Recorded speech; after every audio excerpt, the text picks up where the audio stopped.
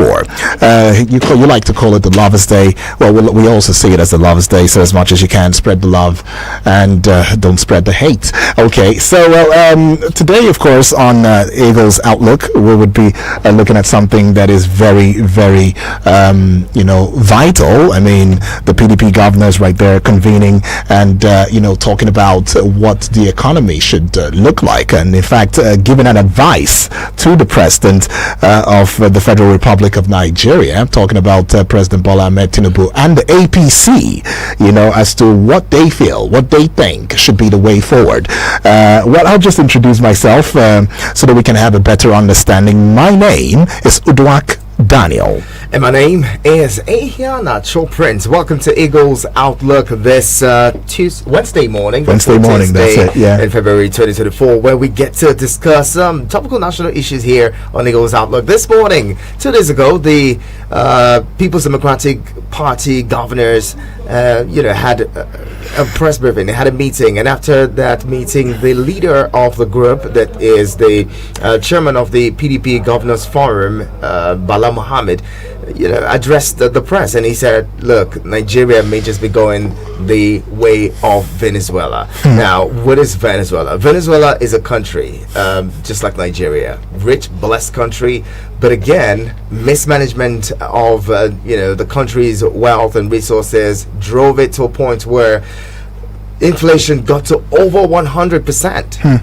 It's not the only country that experienced that, and Nigeria is also going through a similar path. While some people have continued to live in denial, some of them say, look, we are or maybe already where Venezuela was.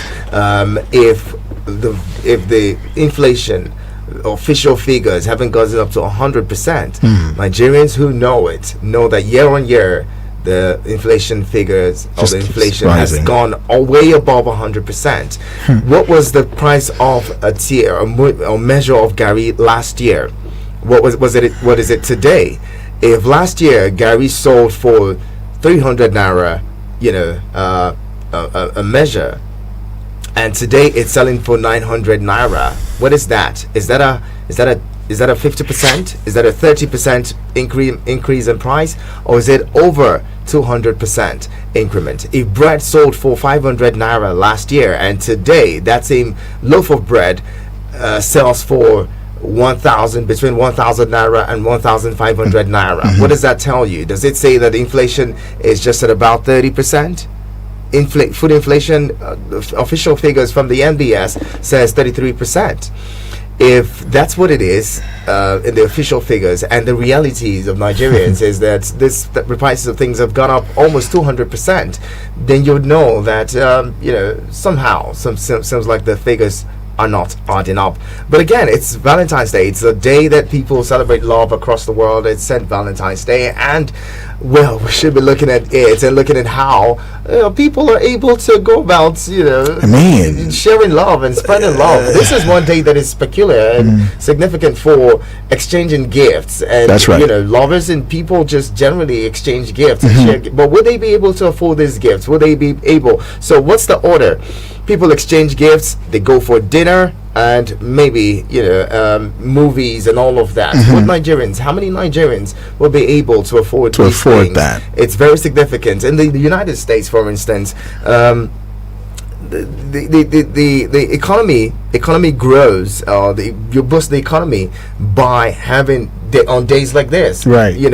Small businesses in other climes make a lot of money. If we spend money on Valentine's Day, what we're doing is we're creating jobs for people. We're also just from some way supporting small businesses like florist businesses,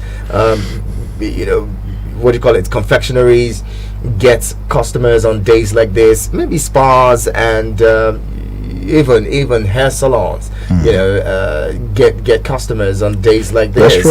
Just sparks up the business. But what would it be this year? What is the economy saying to you on Valentine's Day this year? Comparing this to last year, what was it like for you? What gift were you able to buy? Are you able to buy better gifts this year? Are you able to go to a more fancy restaurant this year? Are you able to afford better dresses and better hair wigs and all of that stuff this year. We'll talk about this and more. We want to get your input as well when we open up the phone lines. But before we do that, let's get to what the governors, the PDP governors, were saying. They were quick to also say they're not insulting anybody. And that's it. Yeah, it just tells you, what's on the line, in that conversation. You in opposition. Yeah, that's the thing. And then there was a part when they came out to saying that that they're the most experienced party that has governed ruled Nigeria. Exactly. So they stand, in a better position to give a better advice that this is not an attack,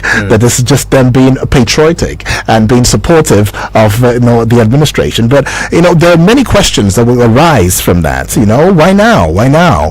Why now? And still speaking of the PDP, there's also a reconciliation committee. That's right. Would they be able to put the house in order going ahead to 2027, or would it be, we'll put the house in order now once 2027 comes? It's going to be chaotic again. What would it be? We'll see that in the coming days. Let's get to hear from the governors first.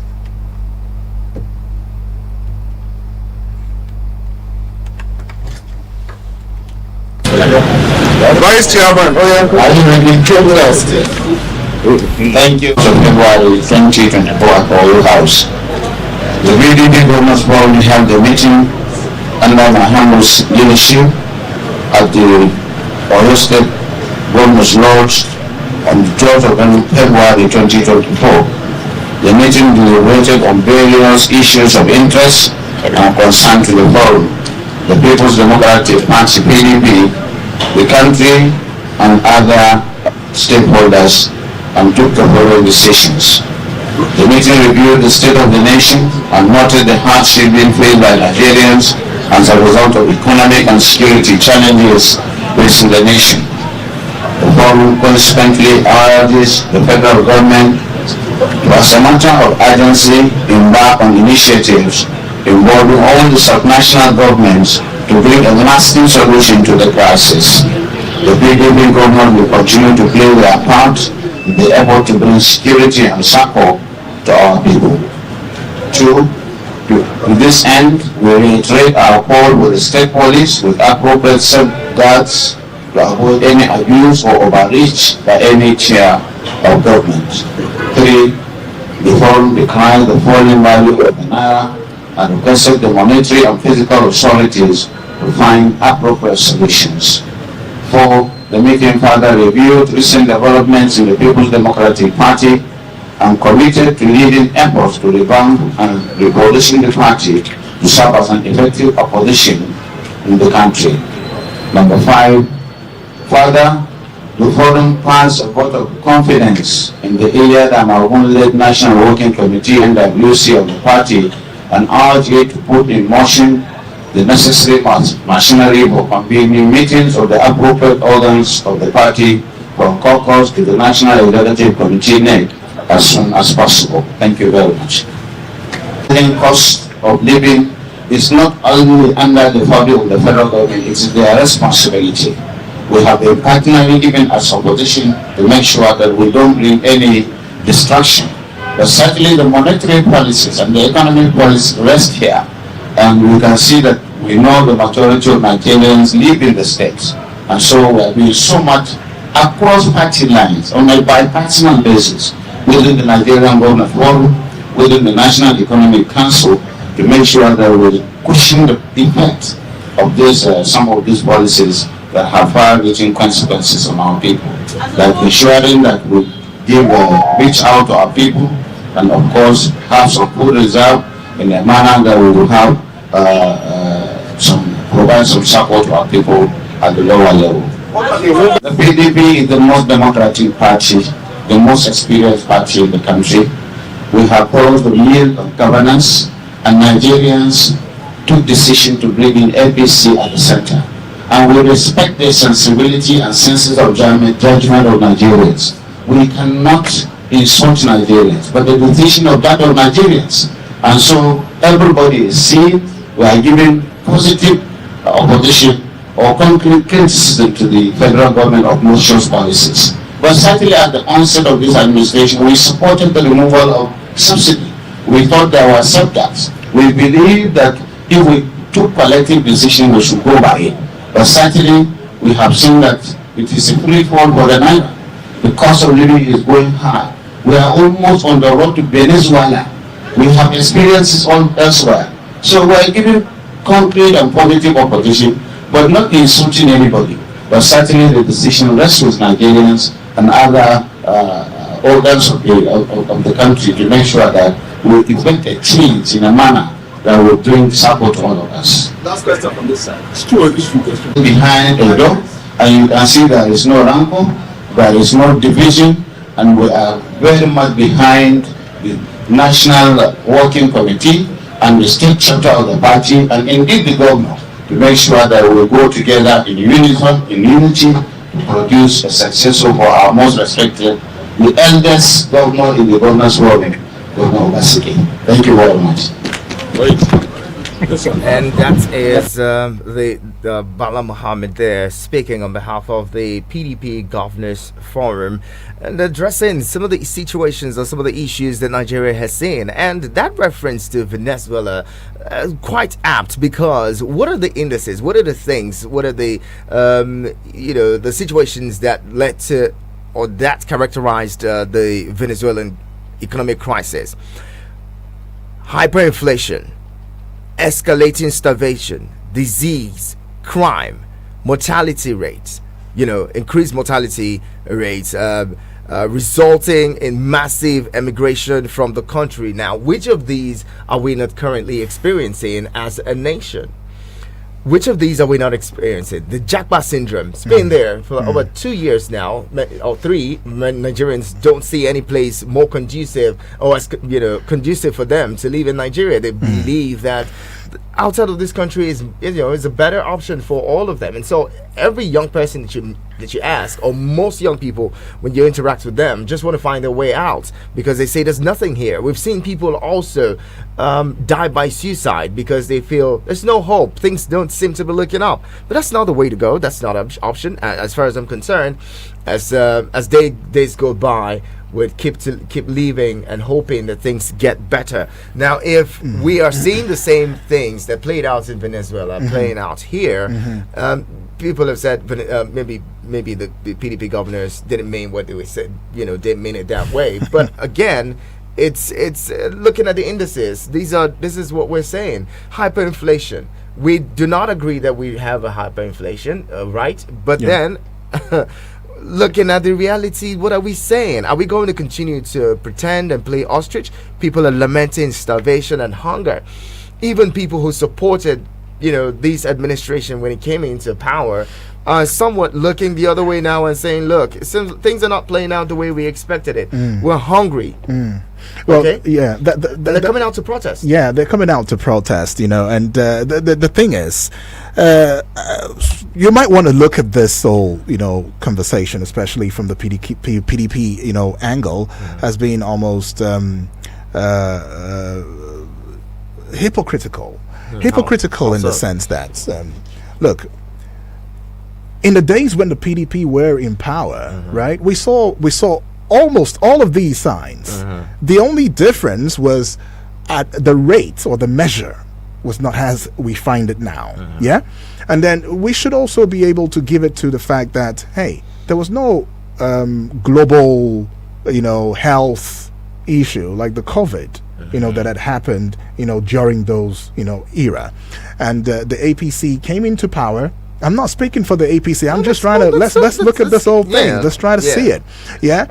And then the APC comes into power and receives a shocker with the COVID-19 and all of that. We all know how that played out, and the restrictions and what even the aftermath of the COVID, what it brought on countries of the world, not just Nigeria.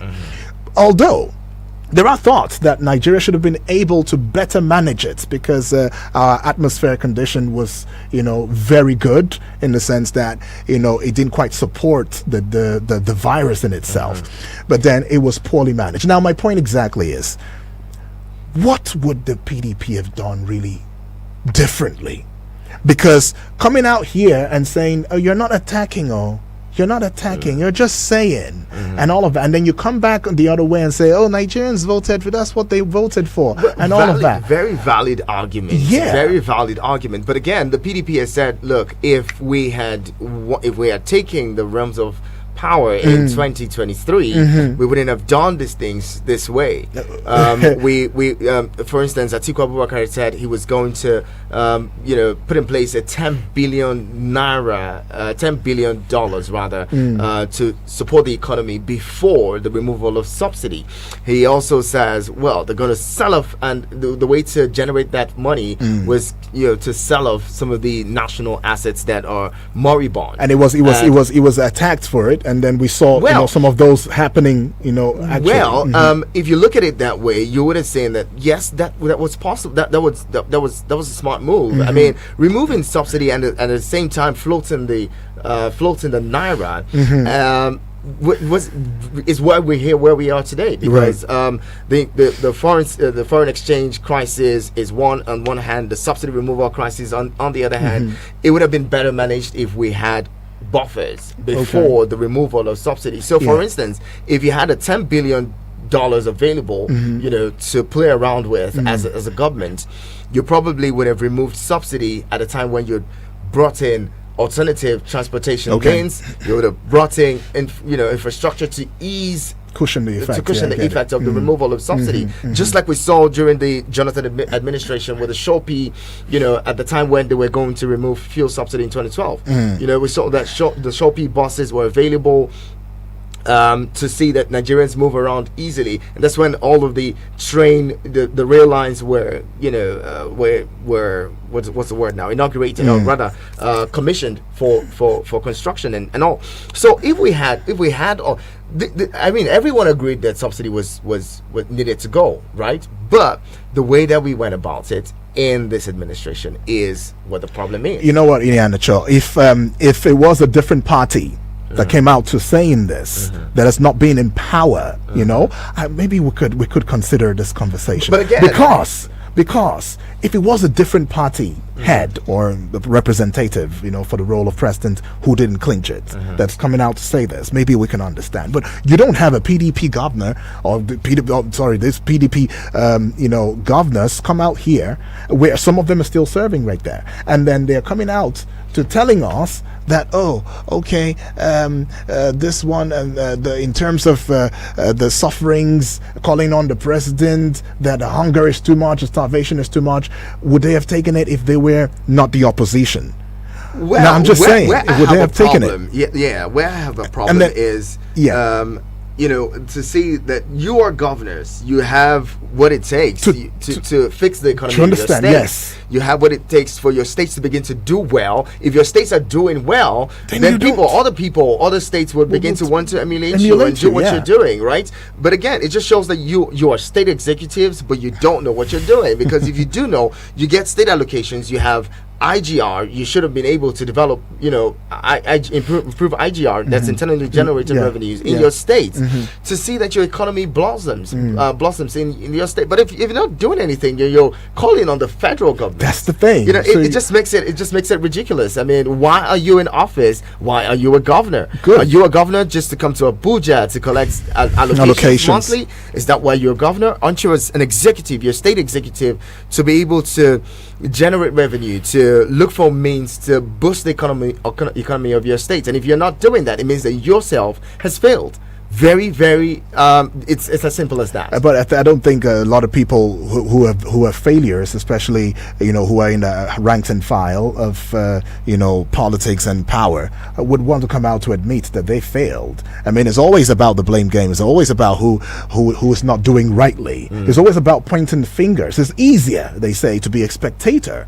But when you go into the field and do the action, do the works, no, that is harder and tougher. We have that problem. Let's get you in the conversation. Joining now, call 09073 0908705300044 and 09087668888. Will the economy look up on a day like this, especially on Valentine's Day? What are you going to do?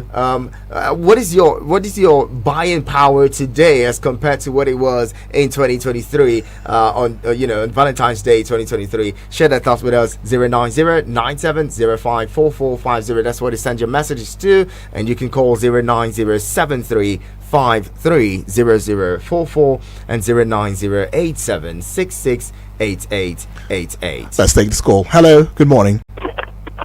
Thank you, my prince. Good morning, my prince. Good morning, Obasanjo from Mamale. Thank you. It's a messenger from Amali. Daniel. Yes, please. I Good morning. disagree with you over there. You disagree? Because, yeah.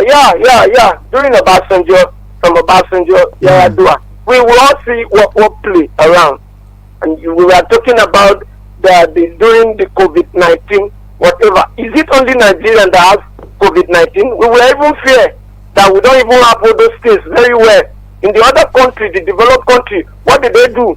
They manage the government. Why? Because they have a government that can listen to the people, a government that can talk to people. But during that COVID-19, what do you see? A lot of challenges, a lot of pains. Why? Because we don't have a government. We don't have who know the duty of the government. Like Prince said, Atiku said, we want to remove, like the way Bala Mohammed was saying, we want to remove the oil subsidy. But we will finance all these things. These are the good leaders. These are the leaders that knows the best. We cannot continue that. Okay, because it's not one party, or because it's not Atiku Abubakar. What? See, the both party agree. Peter Obi agree. We will remove subsidy. But this is before we remove subsidy. This is what we put in place. Like Goodluck Jonathan did it. The Shopee was already there. If you go all the country, every state, the Almajiri school was there. A lot of schools, they were there. Why? Because they want to easy out things. A lot of employment was there already before the removal of that subsidy. But reverse is the case. When President Muhammadu Buhari came on board, what do you see? Why? Because the leadership was not there. The leaders, the actors that will finance the economy, they were not there. Tunisia was talking about a lot of economic experts. They were talking about this is what we need to put in place. Then Buhari came and said, okay, subsidy, cry. If we do this, masses will cry. Very well. He allowed it. He just removed small. That is what fuel was 200 naira. But today, your president, that is why Nigeria was a kind of telling Nigeria. He asked Bola Tinubu, what do you have for Nigeria? Nigeria from Kano, what do we have from Nigeria? He said he has nothing for Nigeria. And what do you expect? You expect all these things happening. See, All right. this leadership is there for the good people that know what is leader. America does not go on election because of my tribe, other tribe. No, they go because we want to have leadership that will table the food from your table for our table. Thank you. Yeah, thank you so much. Right there. Well, he's made his point. Went straight to the point and said, what he has to say. But we got more calls. Let's just take this very one right now. Good morning to you. Good morning, Good morning to you. You see, when I hear you guys talk so eloquently about the issues and the solutions they are proposing, I just feel you guys need to be at the corners of power.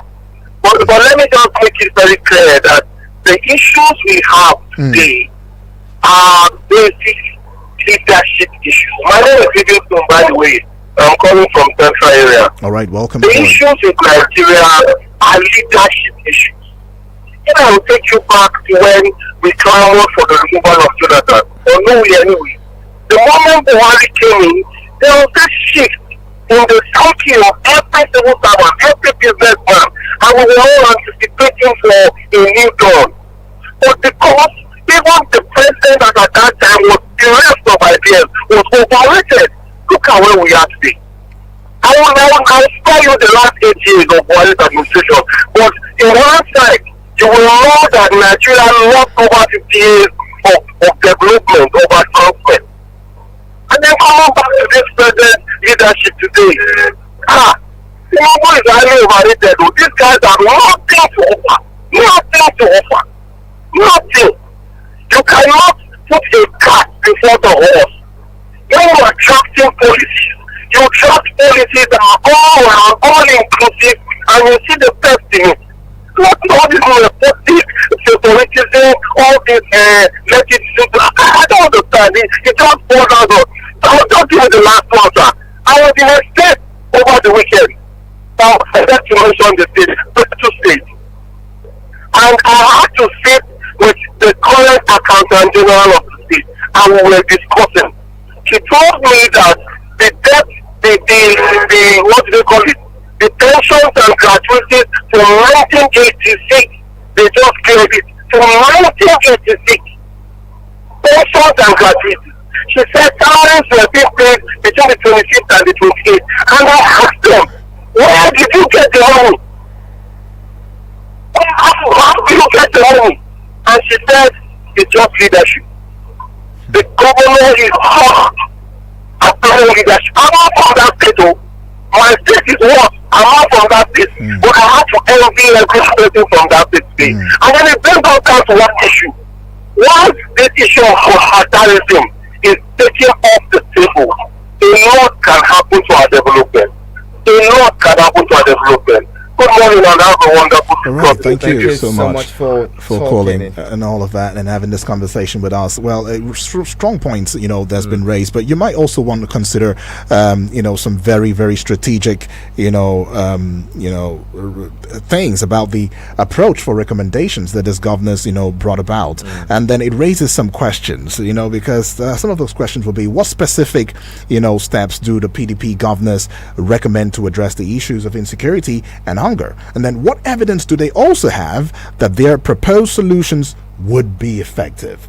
And then you might also look at other things that concern about accountability measures, if they're in place, and in the place of state allocations, and if whether or not they're effective in this instance. Well, we do know that some of these states have signed up to the Open Government Partnership, right? But okay, are they really open? That's it. The issues of transparency. Governors, look, see, sometimes we need to, because that's where a lot of rot happens there. Some of these states, there's insecurity, there's minor insecurity, and they get security votes and all of that, but no one really accounts for that. You have state allocations coming to states.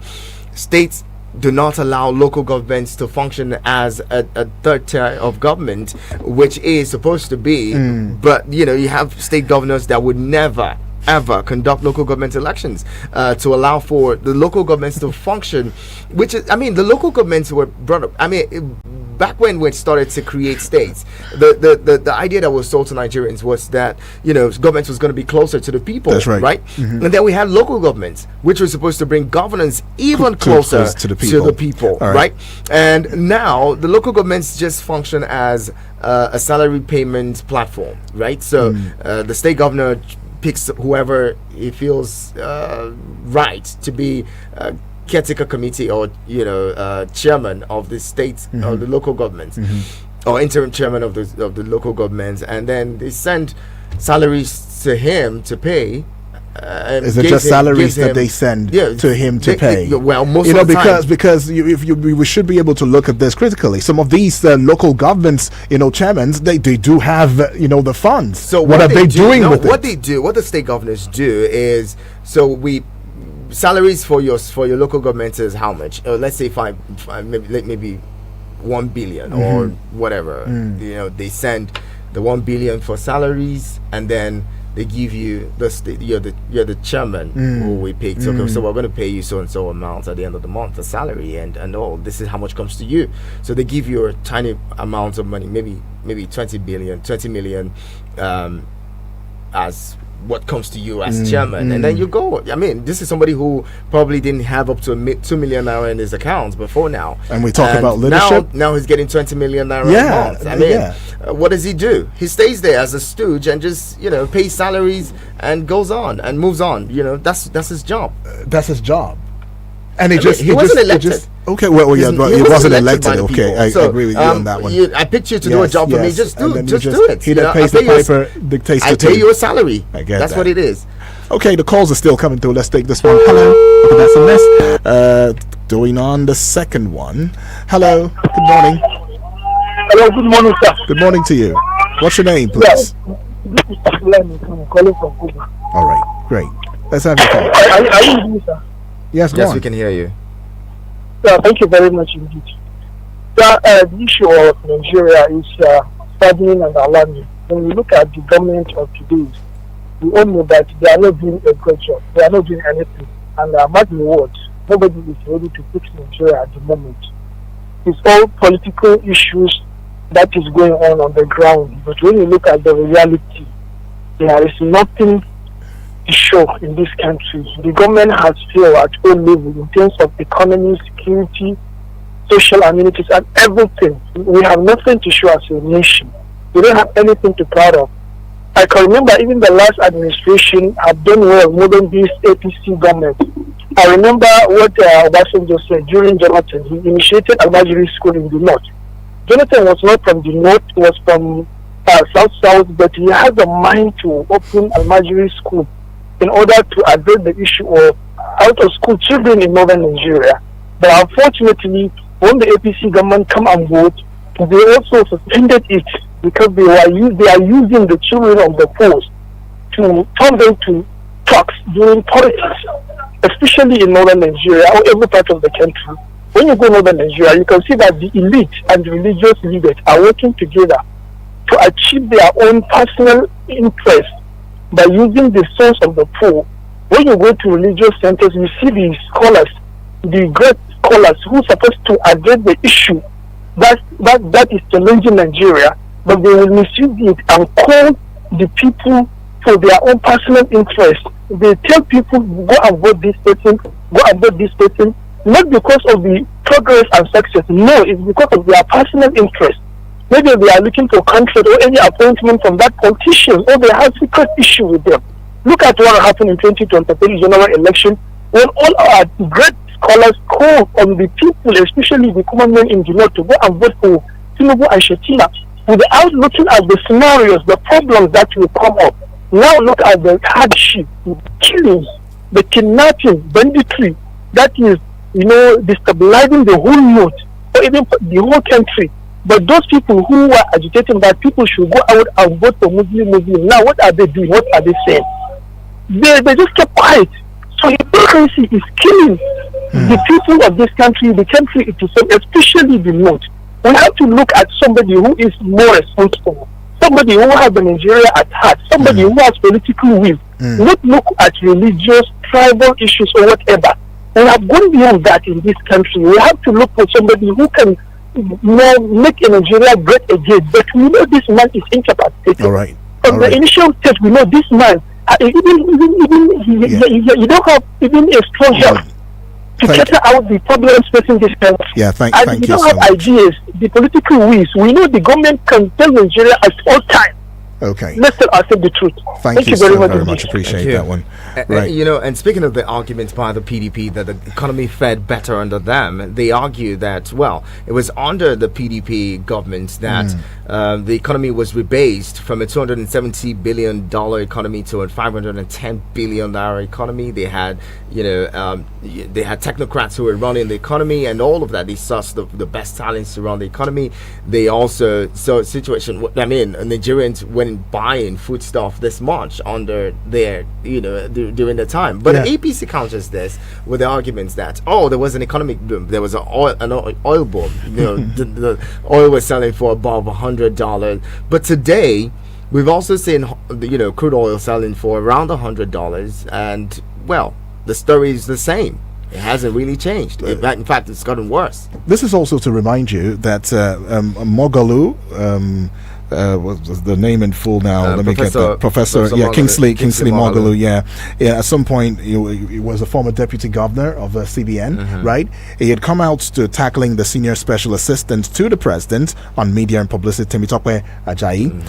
In fact, they had an altercation sometime in January. Now, on Twitter, that's it. Now, he had said that the downward trajectory in the past 40 years only saw the light of the day, briefly under the administration of President Olusegun Obasanjo. Now, the bottom line is that he's coming from the point that, look, the way it seems that the PDP did best, that the economy was best, and that during the PDP era as compared to this era. It seems like he was defending his his master. He served under the administration, but again, successively we've seen that every government that passes seems better than its successor.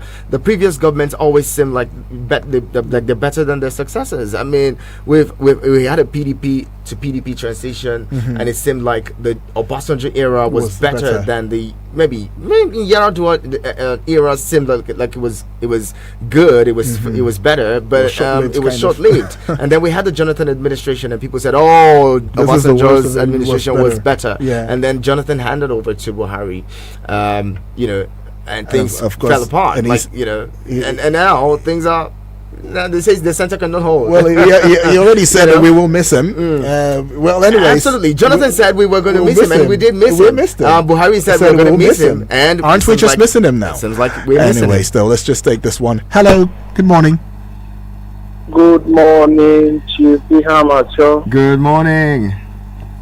Good morning, sir. Good morning to you too. What's your name, please? This is Henry calling from Cuba. All right, Henry, all the way from Cuba. Feels good. Go on. Yeah, I don't want to talk about Nigeria issues now. Why so? You live in Nigeria, don't you? Hello, Henry. Sir, boss, are you there? Yes. Yeah, I said I don't want to talk about Nigeria. I want to focus on what is all about Valentine. Oh, okay. What is it? But we're talking about this country. We're talking about we have been discussing, advising, praying. Even the things you're not supposed to pray over, we pray over it in this country. I'm not going to seem to be working. We're not losing hope.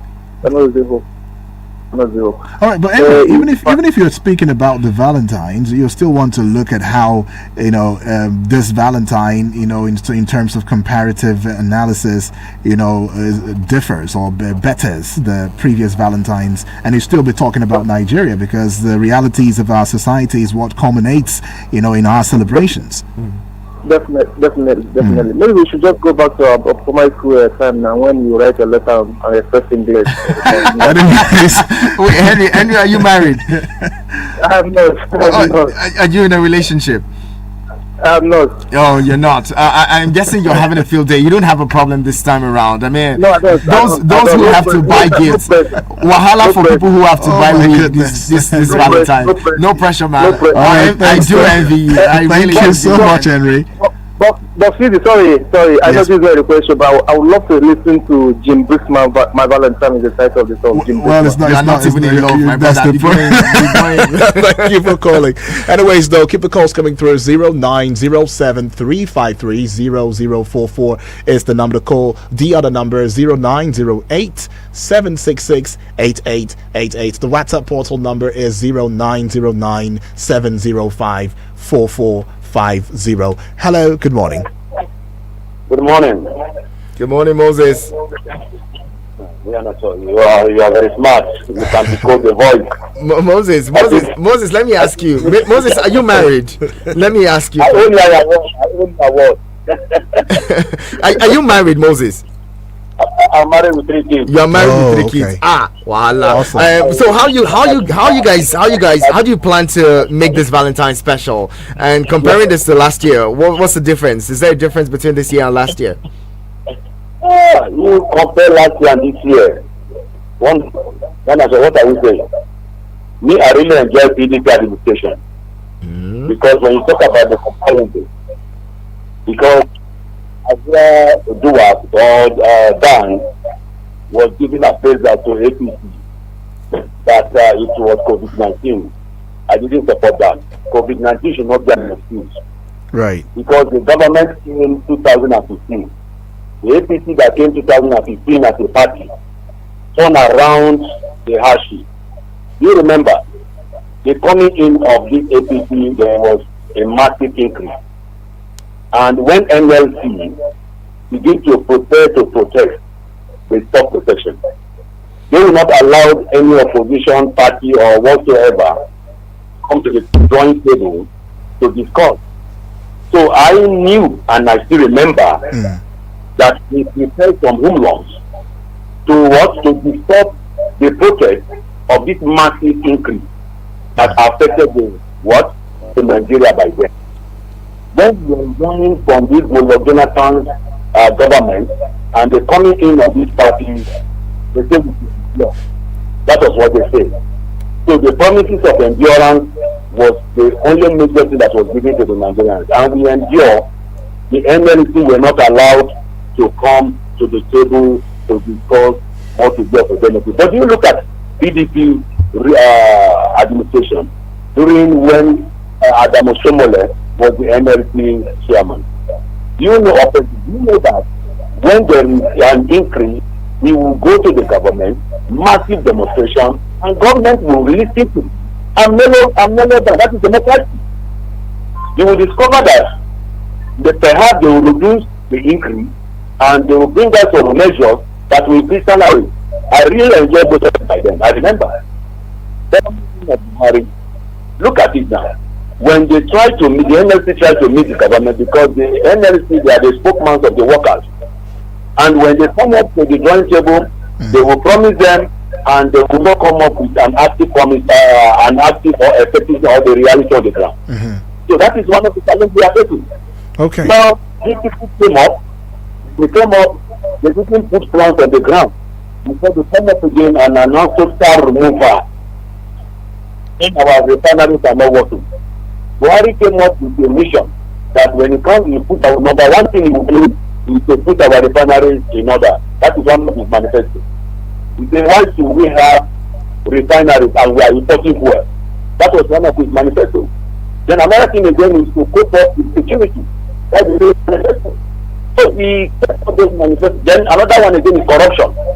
But look at under his watch, somebody can forge his signature to withdraw money from the federal account, and the thing is affecting the ordinary Nigerians today.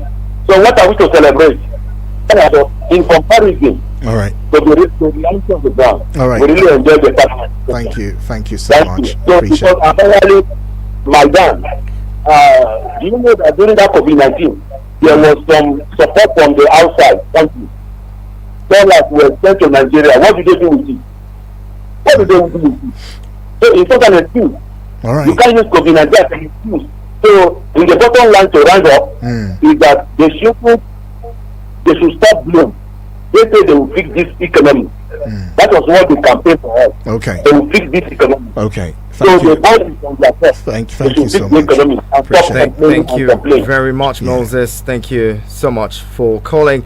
Getting more of those thoughts. Let's say the numbers to call 09073530044 and 09087668888. You can send SMS and WhatsApp messages to 09097054450. Now, speaking of the economy, how is it that from the 1980s, for instance, foreign exchange, at some point the naira was higher than the dollar, right? Yeah. And then we go until the 1990s, and from 1992, dollars goes the naira just crashes, goes up to 9 naira to to $1, and then ever since then.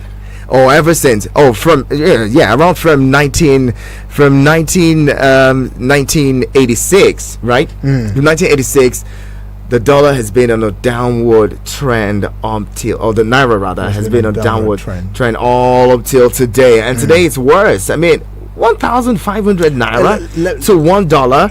Let me cast your mind back, to those days. You made mention of the fact that there were times, when the naira was stronger than the dollar. If you recall, President Yakubu, was it the head of state then, Yakubu Gowon? Yeah. At that point, we're spending lavishly. He said something. He said Nigeria doesn't have a money problem. No, Nigeria has a spending problem. We don't know what to it's- spend money on. That's the thing. That's yeah. the thing. And it's but today, it's that culture. But it's that culture that we're still taking. It seems as though a few have lived it through up until today, and then the general masses or the general populace, they're the ones who are feeling the burn of this. I always say this. If we really want to fix this country, it wouldn't take much. It wouldn't take much. We know what to do. There's billions and billions of dollars lavished every day. I mean, we're talking about this. The tripartite committee set up by the federal government just to discuss minimum wage, a conversation that shouldn't last more than 8 hours. I mean, and we're saying that we want to budget 1 billion. I mean, the infantry to budget 1 billion naira for a few people to sit down and discuss minimum wage. Okay, it's like we're trying to fix salaries for this company, right? The salary scale for this company, and we want to discuss that, and we're going to sit down and have a lengthy conversation. How many hours should it take us to come to an agreement? How many hours and how many days do we need to deliberate to say this is how much we want to pay our staff, and this is how much the staff feel is fair enough for them to take home? It could take considering all of the indices, all of the economic indices. It could take us a week. I mean, remember, this has been a matter in discourse for several years. Don't get me wrong. Absolutely. It's been in discourse for several years. So probably the committee is looking at it that, look, hey, this is something serious. This is something that many Nigerians are looking at. So it's so much work. There'll be so much work to be done. So we need a billion naira. We've always known there is a timeline for review of minimum wage. I think 5 years or so. We've always known that this day was going to come. We knew that in the next 5 years we're going to review the minimum wage. Why didn't we start the conversation early? And now we have less than a month or two because this current minimum wage would expire by April. In April, and so the federal government, through the president, has said mandated the committee to resolve this before come up with a new minimum wage before that time, because we are which means that they have less than a month to deliberate on that's this. because we are reactionary. We are not proactive. Exactly. That's just so what if we're is. going to sit for 1 month to discuss minimum wage, how much is the current salary of a director? How much does a director earn? So it means that if we're budgeting 1 billion naira, which the president minuted on that note, on that letter, to say start with 500 million. I don't know. Which means that there is a possibility that the 500 million naira would come, which would make up to 1 billion naira. So if, let's say, 100 people are sitting in that committee, all right, how much would each of them get as salary? By the way, the NLC has come out and the TUC have come out to say they have never received anything from all of the meetings and sittings that they've had with the federal government. Wow. So if they're sitting in this committee, how much would go to them? Would governors who also are on that committee be getting paid? Would the SGF and the ministers who are also getting a salary be paid from that 1 billion naira? What are they actually being paid for? And we just saw in the when news, they're actually doing their job. and we just saw in the news that the meeting was deadlocked between the NLC. That's what it would always be. I mean, so that we can have more meetings and have more meetings to justify the pay that we're going to take. They for every idea that they put together, in trying to reach a conclusive conclusion as to what should be the minimum wage, we're paying for it. That's why it's 1 billion. Absolutely, that's what I'm saying. To justify how much we're getting paid. Let's get back to the phone lines quickly and wrap up the conversation. Hello, good morning. Hello, good morning. Good morning, Good morning to you. I greet you. Oku is my name. Go ahead. What Nigeria passing through to now is not no need of wrong grammar. The issue is that Nigeria are reaping what they have sown in 2015. Some group of people come to you, say they will bring change for you, vote for us, and you didn't ask any question because of. And you go and vote them. You are repeating what you say. Hey, they are kidnapping us in Buhari. They are kidnapping us in Kija. They are kidnapping us in Lokoja. They will continue to kidnap you. The issue is that the mistakes have been done. Now, instead of speaking wrong grammar, find the way out. Yeah, I listen to me. I can hear you. Am I communicating? Yes, please. Yes, look for way out. You might want to wrap Yes. up because of time, please. Yes, yes, they're all sentient. Nigerians look for way out. Reject APC, get yourself back. Nigerians reject APC. If you don't reject APC, you okay, thank you very much. We're gonna let you go now. Please, let's not have that. That's an attack on an institution or an organization, and please just move on from there quickly. Right. We'll just very quickly take this one as a message. This one says, "Hello, here Natran Udwak. Please don't mention the President Olusegun Obasanjo administration when talking about Jonathan Buhari and Tinubu regimes. No room for comparison at all. Obasanjo was a leader, a statement, and a true patriot who really loved Nigeria. I showed true leadership and was committed to Nigeria and to Nigerians. Mentioning Obasanjo's name alongside these other guys sounds like, okay, I'm not going to say that one. Instead, Obasanjo was the best and remained the very best of them all." Okay, Mr. Linus from Brick City right there in Kubwa, Abuja. Thank you so much, Linus, for, that very one right there. I see you trying to send an audio and all of that if time allows for us. I don't think that we have the time for it. We've got to wrap up now. It's Valentine's Day, so we urge you to go have fun, and as much as you want to have fun, please have fun with the most decent way. That's right. And be very, very responsible while you have fun. Valentine's Day has been characterized with a lot of things, aside from the exchange of gifts and love and all of that. Some of the other things that you want to do, please be careful while you do them. Okay, it's all good though. But that being said, we also made mention of the fact that, hey, as much as you can, spread the love, and if it can bring the love here, we wouldn't mind. Anyways, my name is Udwak Daniel. Until next time. All right, bye for now. My name is Ihia Nacho Prince. Keep it with us. Business News is up next. Eagles 102.3 Abuja.